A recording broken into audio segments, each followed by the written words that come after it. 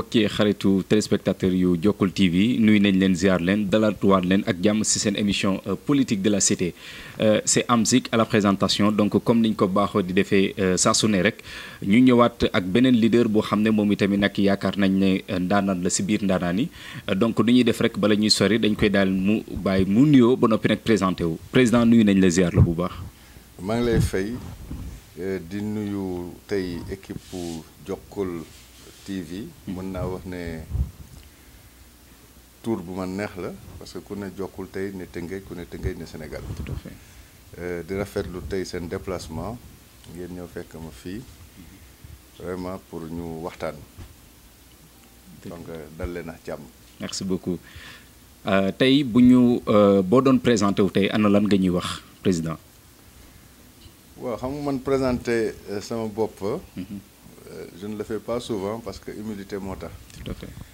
mais tey su fekkee ne ci parcours politique nga koy def walla nga koy waxe mën naa wax ne yàgg naa ci terrain politique bi parce que ku ci def un quart de siècle soit 25 ans ak ci ni politique tëddee mën naa wax ne yàgg naa ci parce que tey 96 la nekk conseil municipal jamono yooyu mooy jamono ñoon Mbaye Jacques Diop sama papa Moussa Mbaye jamono ñoomin Mamadou Kora Fall qui est toujours vivant jamono ay ñoon Pathé Ndiaye jamono mu nekk directeur général du port et cetera ana yooyu daal laa dugg ci politique nekkoon nag dans le mouvement associatif mu copte ma ci ma dem évolution boobu nag dafa graduel ndax de conseil municipal en 96 ma continuer ci sous le régime socialiste parce que tamit foofu laa démarré politique jusqu'en 2009 la reprendre peut-être activité 2 ans auparavant bu ñuy créer l'Alliance pour la République et la Citoyenneté bu feu Badara Mamaya Sène mooy professeur di ko jaale encore di ñaan yàlla xare ko àjjana seetal suuf ci kaw nekkat ak moom adjoint au maire de la ville de Rufisque en 2011 me rejoindre l'APR parce que ñëpp xam nañ ne jamono yooyu nous étions à la veille des élections présidentielles mu amoon 2 tendances la tendance du parti au pouvoir qui te doon incarner le président Abdoulaye Wade et l'autre tendance di incarner muy l'opposition pure et dure boo xam ne foofu la APR soxe ko foofu la jëloon décision tànn pour ànd ak le président Macky Sall je me rappelle c'était en octobre et au 1er novembre si laa def sama déclaration d'adhésion ñu ànd ci élection yi yàlla may ñu ci ndam mu nekk président de la République en 2012 4 mois après ñu dem législative mu def ma tête de liste départementale mu doon défi yàlla def ñu gagné nekk donc parlementaire depuis 2012 la même année ñu def ma aussi député de la CEDEAO continuer noonu 2014 ñu dem aux élections locales xam nga rek notre fierté l'humilité ici à ça naagu yaakaar ne gagné nañu woon un parti au pouvoir qui était dans l'opposition en 2012 dañuy ñëw répéter l'histoire malheureusement ça ne s'est pas passé comme ça dans nos localités respectives ñu ñàkk yàlla dogal suñu xarañ ak suñu taxawaay ak suñuy résultat département bi ak sacrifice yi ñu doon def ñu porter sama candidature au conseil départemental nekk président du conseil départemental loolu aussi di liggéey au niveau du département boo xam ne aussi def naa ko 2011 ndax depuis 2011 tooguma woon si Rufisque Ouest bi rek dama élargir woon base ak connaissance yi partout un peu dans Rufisque département ci biir parcours boobu ñu delluwaat en 2016 ñu am une revanche sur l'histoire parce que tamit la défaite de 2014 a été une défaite très dure. Tout à fait. 2016 référendum bi aussi ñu gagné ko waat sous le label de la coalition demaat en 2017 mu naan lu ma ko doon wax toujours ne c'est la revanche de l'histoire sama xarit Alioune Mar dem tête de liste jiite PDS ma nekkaat tête de liste Benno mais bi ma gagné ko. Et en 2019 nous nous sommes retrouvés ensemble pour réélire le président de la République Macky Sall. Macky Sall. Ba tey jii on part vers les élections locales. Mais entre-temps aussi j'ai été renouvelé à 2 reprises comme député de la CEDEAO. yor fa aussi une commission importante, la commission des finances, de l'audit, de l'administration, qui est au cœur du dispositif communautaire. Tout à fait. ñu fay def nag liggéey bu am solo. Macha Allah. loolu moom mën naa ko wax ne sur le plan politique voilà un parcours. gudd na gàtt na. mais lu ma dundal la. mënoon naa si wax fii ba suba. te duñ fi jógee benn yoon. fi jógee. mu nekk parcours bu riche par rapport ak ni nga xam ne noonu nga ko expliqué président 2014 nga nekk li nga xamante ne moom moo di président conseil départemental bu Rufisque 2014 ba léegi ana lan nga ñu mën a wax rek loo xam ne tey moom mën nañ ko jàpp. waaw su ma doon def le bilan de l'équipe. parce que nag sama vision. dans la gestion d'une collectivité territoriale c'est toujours un bilan d'équipe. Tout à fait. boo xam ne dañ koy def ak méthodologie avec rigueur et pragmatisme. ñëpp xam nañ ne l'avènement de l'acte 3 de la décentralisation bi muy ñëw. c'était l'espoir de la redéfinition même de l'esprit de la collectivité territoriale. département nag mu nekk ci innovation. ñu hérité vraiment une nouvelle vision. mooy tey comment propulser le département dans l'architecture des collectivités territoriales parce que amul woon. ok muy défi. mais un défi boo xam ne si gis-gis wala si yaakaar dañ yaakaaroon ne y aura beaucoup de moyens. ok malheureusement les moyens n'ont pas suivi mais terewul on n'a jamais baissé les bras. parce que même en l'absence de moyens. il faut avoir la vision de mettre quelque chose. loolu nag ñu nekk si en équipe di si liggéey. sous mon impulsion c'est tout à fait normal ndax yàlla def ma jiite ko. tout à fait man ndax c'est tamit une équipe de techniciens une équipe de leaders war a constituer d'abord une administration. ba pare war a mettre en vision en œuvre la vision de l'équipe. équipe boo xam ne nag ku nekk da nga jóge ci commune bu ne. d'accord des 12 communes de Rufisque département ñu am ci 7 maires yu ci bokk.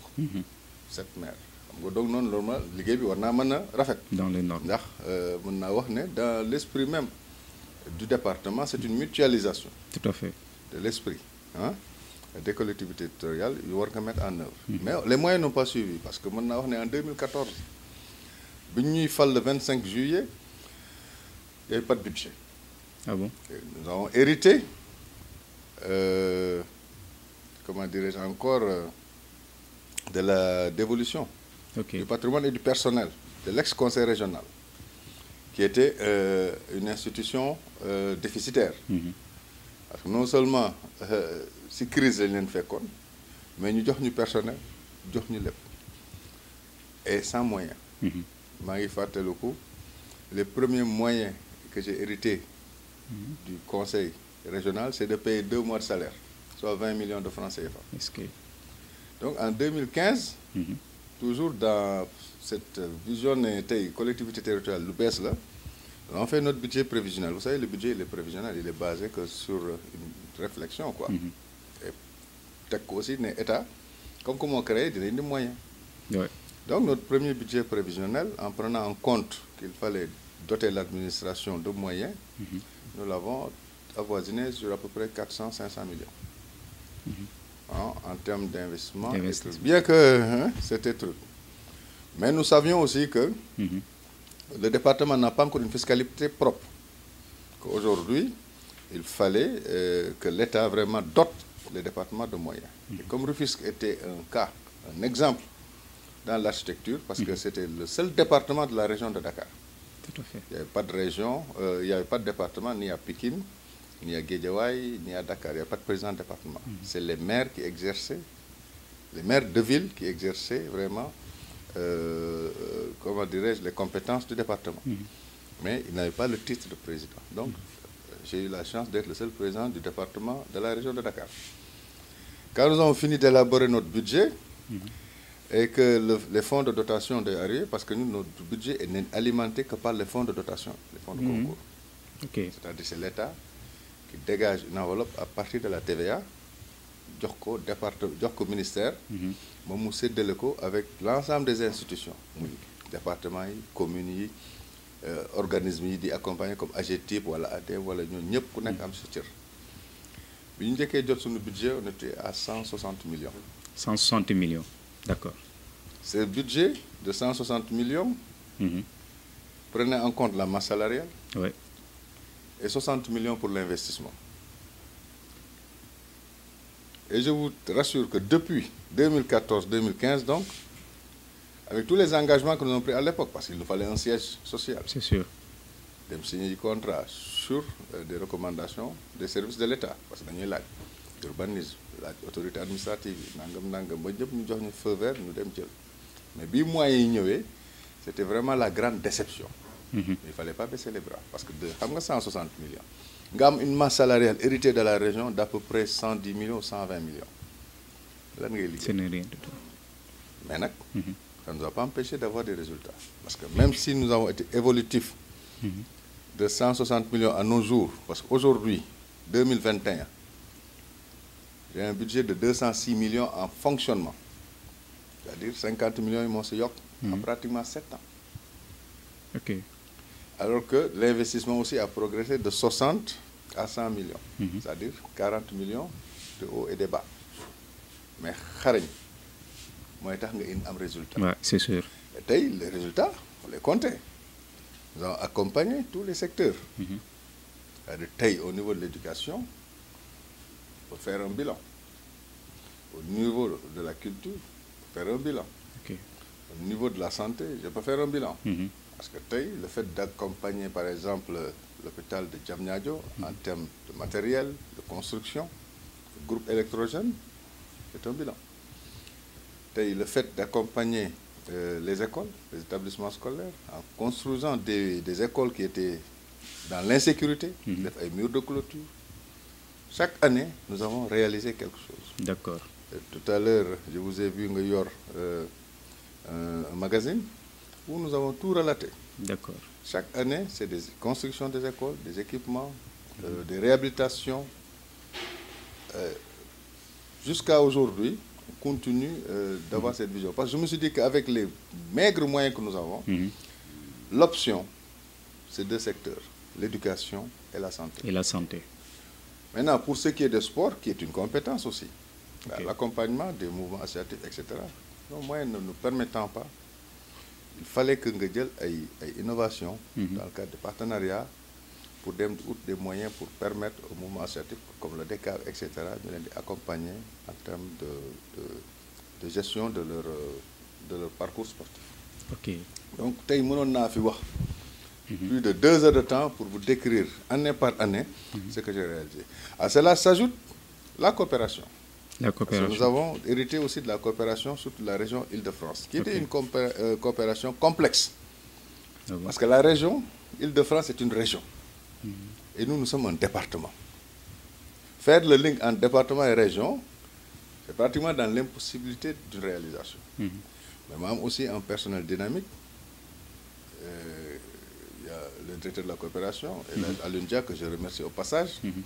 boo xam ne xarañam ak taxawaayam te maîtriser dossier am tax na ba ñu rétablir le contact ma nekk au créneau aussi pour que ñu porter une mutualisation des institutions de la région de Dakar avec la mairie de Dakar la mairie de Guédiawaye de Pikine boo xam ne ñoom dañu nekkoon sous le couvercle de CADAC la communauté des agglomérations de Dakar man ma ñëw en tant que conseil départemental pour nous signer des accords qui porteraient tous les projets yu ñu initié woon de la région ñu matérialiser ko ku nekk ak li nga si jot loolu moo tax man ma hérité beaucoup de projets mais mu amoon un blocage parce que y avait des ressources yoo xam ne dañ ko alloué projet yoo xam ne ñun fekkuñu ko fi gisuñu ko et tubaab yi xam nga ñoom seen alal ils sont très regardants. Tout à fait. Il a fallu que aussi que vraiment si xarañ ak si dimbal ministre des collectivités territoriales monsieur Oumar Gueye je remercie ba ñu rétablir tey confiance boobu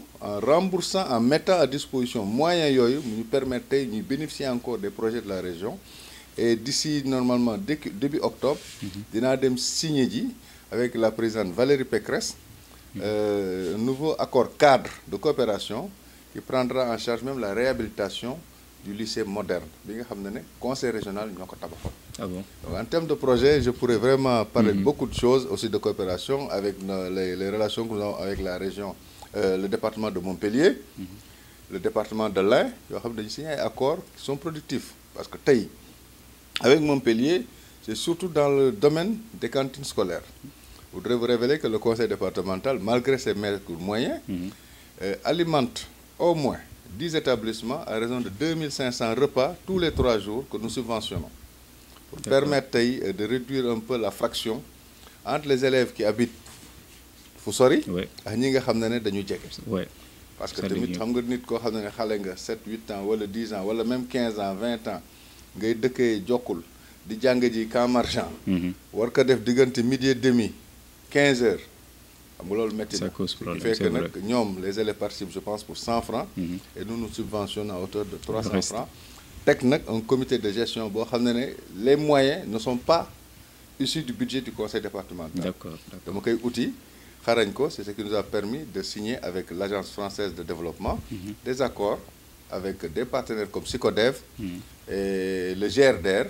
ñoom aussi ñu dugal seen loxo ñu ànd tey mën a matérialiser ce projet de cantine scolaire. Vraiment c'est important alors président loolu nekk loo xam ne ni yaakaar naa ne leer na si mbokk askan bi nga xam ne ñoom bi ñu ngi nekk di ñu bàyyi xel jamono ju ñu toll alors si kaw loolu ñu gis ne également am na benn département boo xam ne jamono ju ñu toll mu ngi au cœur de l'émergence si mel ni Diamniadio alors mën nañu xam tey ban posture nga am si aju lu mel noonu. waaw xam nga l'avènement du président Macky Sall dafa indi une innovation une vision nouvelle dans le développement de nos villes et de nos départements. yàlla dogal aussi mu indi ce qu'on appelle les pôles urbains. Pôle urbain de Diamniadio mu ngi commencé nekk dans l'architecture des projets de l'État.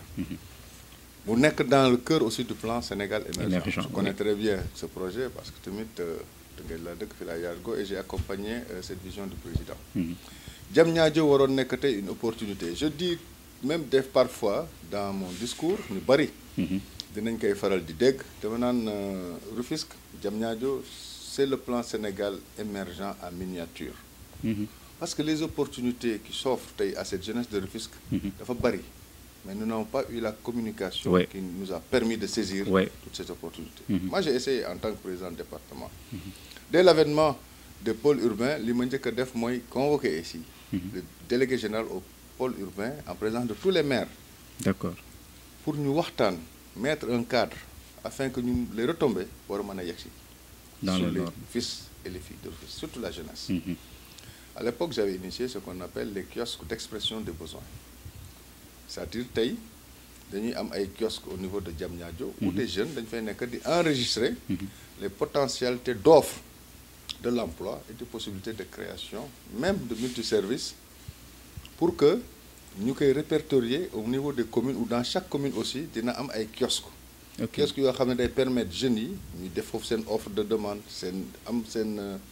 seen logiciel yoo xam ne di nga xam su ñuy def demande yi di nga xam ne kii lii mooy métier wala kii ingénieur wala kii nangam. am base de données bi et sur la base des bases de données yooyu. dafay nekk centralité bi fële au niveau de Diamniadio. D'accord. Avec une connexion avec toutes les entreprises yoo xam ne dañuy nekk foofu. D'accord.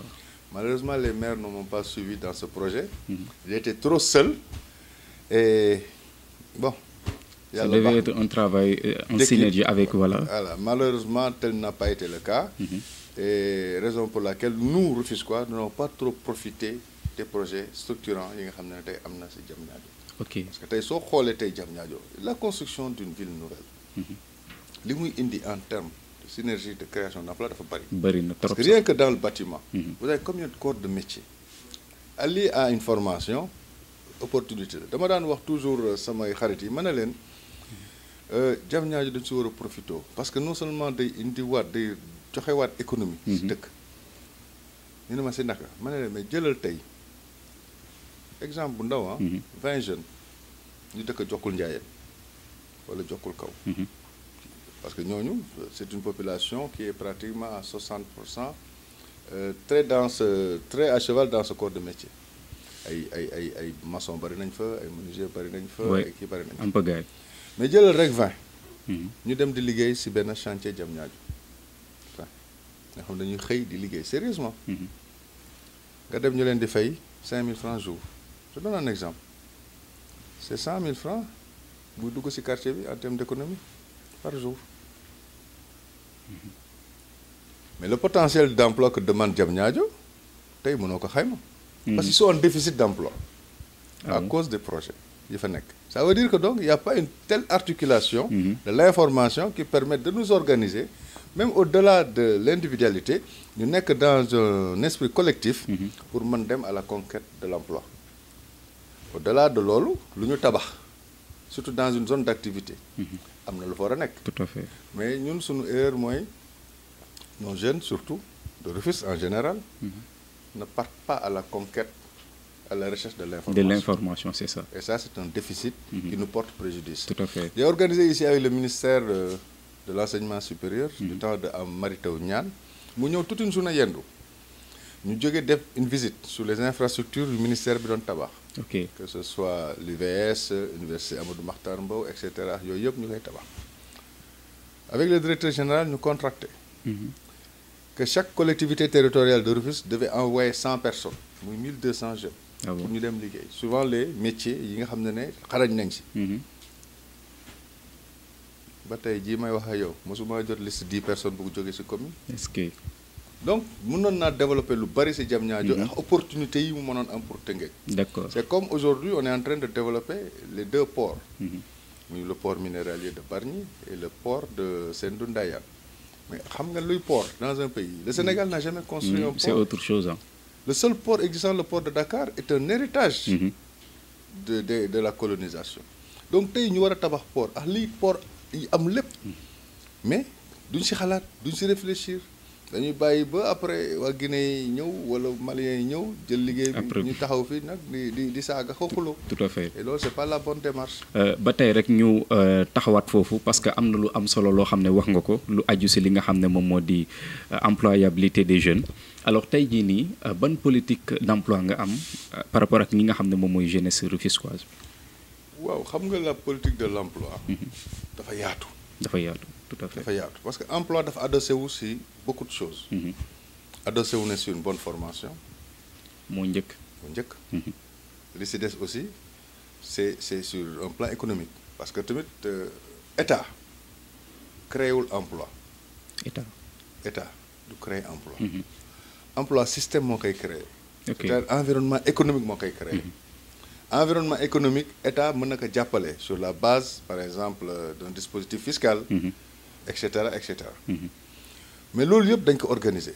mais tey je pense que lu bari état teg na ko en place quand l'état du Sénégal crée par exemple le ministère de la formation professionnelle est-ce que ñu ni dem nañu rechercher lan mooy ministère boobu lan mooy possibilité duñ di ko def. ok je dis que nous notre politique d'emploi dafa war a baser d'abord sur la communication et l'information à la base. Ouais. Parce qu'il suffit de bien partager les informations. Jeunes yi am aussi la possibilité d'aller cueillir ces informations et d'en faire bon usage. nga gis ne beaucoup de choses vont changer. parce que tey le Sénégal dafa nekk sur une rampe. une rampe de progrès. il faut aussi s'en féliciter parce que tey même dans notre environnement fii. man mën naa seex lu bari parce que quand même je suis dans les affaires. Je construis à Diamniadio. Mais parfois nous avons un déficit d'emploi parce que pourquoi? Souvent c'est des jeunes qui viennent de la Guinée, qui viennent de la Gambie, de la Guinée-Bissau. Bon. Mais je te dis donc finalement ñooñu da ngay ñëw ñu leen di def une formation sur place. ñooy jël opportunité yi. ñuy jël opportunité yi alors que tey les possibilités sont là Diamniadio nous avons beaucoup de centres de formation. état bi indi ko fii ñu fii. mais sooy soo fa demoon doo fekk les jeunes refusent quoi. est-ce que bariwuñu si. mais nag xam nga lan moo xew si réew mi ñu toll nii toog sa kër nelaw ba 11h midi. taal sa ataaya bëgg nag liggéey fekk la fa. xam nga tey li ngeen def ni je salue. vous êtes en train d'innover la communication. Parce que avec le nouveau système le digital et tout ce qui s'ensuit, communication yomb na. Mais le fait que ngeen innover, vous allez progresser, hein. Vous n'allez pas rester sur place comme ça. te dañuy ñaan yàlla li ngeen di def nii. C'est une innovation, c'est une création. Peut-être am nañu ko si jàng am nañu ko si jàngul mais doo leen yem si lii da ngeen di dem à la formation pour que ngeen gën a mën a xarañ dans ce que vous êtes en train de faire. Am les outils qui vous accompagnent, parce que quand on parle de communication et de la vie d'une communication, c'est d'abord tout un problème de marketing. Si vous n'avez pas un bon service de marketing, vous ne pouvez pas survivre. Ça, c'est sûr. À votre idée de mettre en place li nga xam ne tey c'est innovant dans le système audiovisuel de Rufisque. Ça, c'est sûr. Et puis aussi, ñuy mutualiser nos efforts. Parce que l'impression que dans chaque coin de rue aujourd'hui, il y a une petite télévision qui émergent wala qui sortent. Donc loolu yëpp ay waxtaan la yoo xam ne politique de l'emploi dafa vaste. Tout à fait. Dans le domaine même de l'agriculture, parce qu'aujourd'hui avec le DAC de Sangalkam, nous n'avons pas encore eu des gens qui s'organisent en vue par exemple de cette politique d'emploi vers Sangalkam. Parce que Sangalkam lu am solo la agriculture. te ñëpp xam nañ ne zone bii ñu nekk c'est une zone boo xam ne chance bi ñu si yàlla may. Mooy ñun dañu am un versant maritime et un versant agricole mais opportunité yi mu am tey profité ñu si. Tout à fait. Que ce soit dans le domaine de la pêche jokkul lañ dëkk ñun ñëpp. lii ñuy dund nii moom la ñuy dund depuis pratiquement 30 ans. Qu'est-ce qui a changé? Rien du tout. Rien du tout. Alors que tey même si c'est informel lan mooy emploi? Comment peut-on définir l'emploi? Nit koo xam ne dafa am lu mu xam man ko di ko exercer pour am si revenu. Revenu, c'est ça. Mais les pêcheurs, ils créent eux-mêmes l'emploi. Mais comment doivent-ils créer emploi? Quelles sont les mesures d'accompagnement pour que ces emplois soient pérennisés? On n'y réfléchit pas. D'accord. Et c'est une chaîne. Okay. Parce que pêcheur bi du jaay day napp indi. su nappee indi après mu jox mareyeur bi. Mareyeur bi jaay dem jox commerçant ba et cetera. Mais dañ ko defar. Moi tout ça nous avons eu à réfléchir avec des partenaires français sur ce genre de politique. Malheureusement, parfois aussi, les moyens ne suivent pas. Mais la politique de l'emploi, elle est très vaste. C'est un sujet unique qu'on pourrait débattre pendant au moins 2 heures de temps. Parce que, en fait, c'est un sujet aussi extrêmement intéressant où vraiment la réflexion doit se poser pour que nous puissions bokkandoo xalaat. xam nuñ koy développer. Surtout que aujourd'hui, Tëngéej dafa nekk un carrefour pour ça. Un carrefour pour définir une très bonne politique de l'emploi. loolu c'est clair ñu fàttali rek ne mbokk yi xarit yi ñu ngi ak ki nga xam ne moom moo di le président du conseil départemental de Rufisque muy monsieur Souleymane Ndoye nekk en même temps également aussi député mu nekk loo xamante ni vraiment lu am solo la tey nag ñu seq ak moom waxtaan bu am solo jëmale ko nag si li nga xam ne rek moom moo jëm si ay ndombal tànk yi nga xam ne moom la daal di yor rek alors président ma ñëwaat feneen fu am solo Rufisque wax nga ko sànq yàgg nekk ville boo xamante ni yaakaar naa ne kenn mënu ko génne si histoire u Sénégal mu nekk référence si ville yëpp ñu gis ne itam maanaam tey lan la lay def Rufisque nekk première si li nga xamante ne moom moo di maanaam forum bi nga xam ne rek moom lañ doon def rek au niveau de l'Afrique de l'Ouest ñu gis ne vraiment que ne am na lu am solo loo xam ne rek joué na ko si alors tey loolu lan la lay def monsieur le président. Forum bu mu organisé. waaw xam nga en 2018 dama jël l'esprit. bi nga xam ne moo indi l'acte 3 de la décentralisation et notre mission. qui était d'impulser l'économie. D'accord. kuy impulser économie nag da nga koy dox wax ko. bi ma ko xalaatee waxtaan si ak samay collègues. leen il est temps que ñu organiser forum bi mais forum boobu l'idée mooy ñu jaay Rufisque te les résultats sont là parce que aujourd'hui au moment où je vous parle avec la région Île-de-France ñu envoyé benn volontaire pour vendre la destination Rufisque, c'est-à-dire un projet de marketing territorial. D'accord. Qu'on va mettre en œuvre aujourd'hui. Elle sera là pendant 18 mois pour réfléchir avec les collectivités territoriales, les entreprises, l'an projet pour vendre la destination Rufisque et créer li nga xam ne mooy lien ombilical emploi jeunesse économie lépp foofu lay ñëwaat. lépp day génnaat ci projet de marketing territorial. loolu résultat forum bi la mais forum bi aussi il fallait aussi que ñu xam ne le département. dafa war a jouer son rôle di impulser. des initiatives. jaratul ngeen di dem feneen Charlie jeex na lépp li ngeen soxlaa seen information mu ngi fii si Jokkul TV seen bëgg-bëgg mooy suñu yitte ngir tab seen bànneex Jokkul TV la télé de la jeunesse abonnez-vous.